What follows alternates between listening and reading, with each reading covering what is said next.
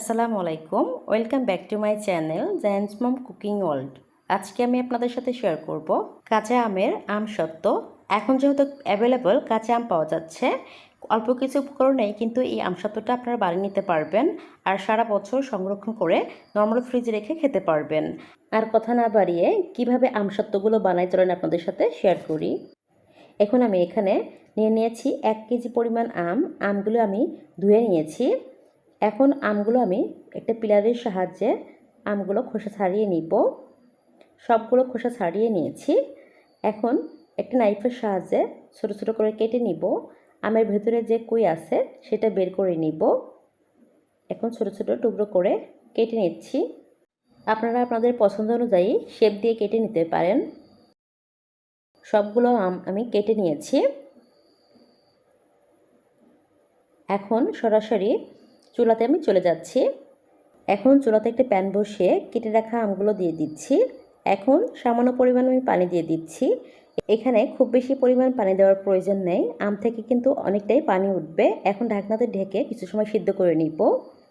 দেখতেই পাচ্ছেন আমি প্রায় 15 থেকে 20 মিনিট সময় সিদ্ধ করে নিয়েছি। আমটা কিন্তু অলরেডি পরিপূর্ণ সিদ্ধ হয়ে গিয়েছে, চামচ দিয়ে নাড়াচাড়া করলেই ভেঙে যাচ্ছে।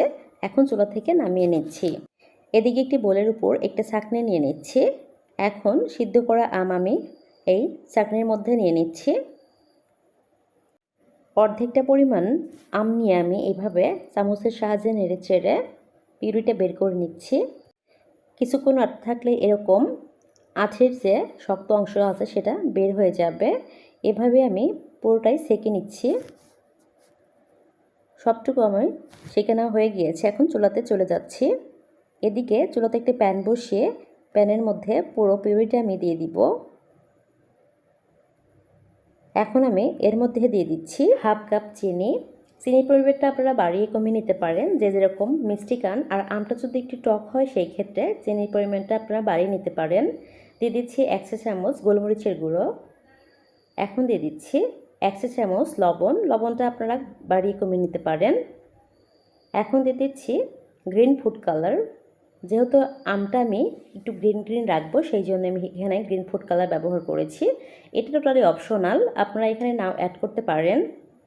একটু নেড়েছে মিশিয়ে নিচ্ছি। কিছু সময় আমি জাল করে নেব। আর এই পর্যায়ে কিন্তু খেয়াল রাখতে হবে আমটা যেন তলানিতে না লেগে যায়, তাহলে কিন্তু পড়া একটা গন্ধ থেকে যাবে, খেতে ভালো লাগবে না। তাই অনবরত নেড়ে আমসত্ত্বর পিউরিটা বানিয়ে নিতে হবে। আপনারা যদি আমার চ্যানেলে নতুন হয়ে থাকেন প্লিজ সাবস্ক্রাইব করবেন নতুন কোনো রেসিপি দেখার জন্য। আরও কিছু সময় আমি জাল করে নিচ্ছি। এই পর্যায়ে আমি এখানে দিয়ে দিচ্ছি কিছুটা পরিমাণ চিলি ফ্লেক্স। আজকে যেহেতু আমি টক মিষ্টি ঝাল আমসত্ত্ব বানাবো সেই জন্য আমি চিলি ফ্লেক্স দিয়ে দিয়েছি। একটু নেড়ে চেড়ে নিয়েছি। যখন আমসত্ত্বর মধ্যে এরকম বাবুল উঠে ধোঁয়া উঠবে বুঝতে হবে আমসত্ত্বের মধ্যে কোনো পানি নেই।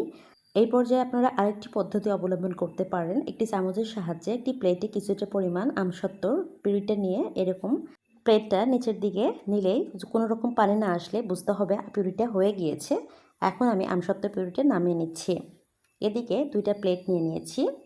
এই প্লেটের উপরে কিছুটা পরিমাণ আমি তেল নিয়ে নিচ্ছি। এখন একটি ব্রাশের সাহায্যে 2টা প্লেটের তেল আমি ছড়িয়ে নিব। এখন যে আমের পিউরিটা আমি রান্না করে রেখেছি সেটাই এখন পরিমাণ মতো 2টি প্লেটেই আমি নিয়ে নিচ্ছি। এখন আমি আমের পিউরিটা একটু প্লেটের 4 সাইড একটু ছড়িয়ে নিচ্ছি। আমি 1 কেজি পরিমাণ আম নিয়ে আমের পিউরি বানিয়ে 2টা প্লেটে নিয়ে নিয়েছি। আপনারা যদি আমসত্ত্বটা একটু মোটা করতে চান সেই ক্ষেত্রে একটা প্লেটে নিতে পারেন, আর যদি একটু পাতলা করতে চান সেই ক্ষেত্রে আরেকটা প্লেট এখানে অ্যাড করতে পারেন। এখন আমি রোদে শুকিয়ে নিব। আমার প্রায় 2 দিন লেগেছে আমসত্ত্বটা শুকাতে। আমসত্ত্বটা কতটা মোটা বা পাতলা করবেন সেই অনুযায়ী কিন্তু রোদে শুকাতে হবে। এখানে তেলটা কিন্তু আমি যে প্লেটে দিয়েছিলাম সেটাই উপরে এখন উঠে এসেছে। একটু নাইফের সাহায্যে একটু আলগা করে নিচ্ছি 4 সাইডে। আমসত্ত্বটা এখন আমি একটু নাইফের সাহায্যে পিস পিস করে কেটে নিচ্ছি। আপনারা ছোট বড় করে কেটে নিতে পারেন। এখন আমি একটা আমসত্ত্ব তুলে আপনাদেরকে দেখাচ্ছি কতটা পারফেক্ট হয়েছে। হাতের আঙ্গুলগুলো অপর পাশ থেকে দেখা যাচ্ছে। এখন আমি একটু রোল করে নিচ্ছি। এভাবেই আমি সবগুলো রোল করে নিব। এভাবেই আমসত্ত্ব বানিয়ে আপনারা সারা বছর নরমাল ফ্রিজে রেখে খেতে পারবেন। আমার ভিডিওটি ভালো লাগলে প্লিজ লাইক, কমেন্ট, শেয়ার করবেন। আর যারা আমার চ্যানেলে নতুন তারা প্লিজ আমার চ্যানেলটা সাবস্ক্রাইব করবেন পরবর্তী কোনো রেসিপি দেখার জন্য। ভিডিওটি দেখার জন্য অসংখ্য ধন্যবাদ। সবাই খুব ভালো থাকবেন। আসসালামু আলাইকুম।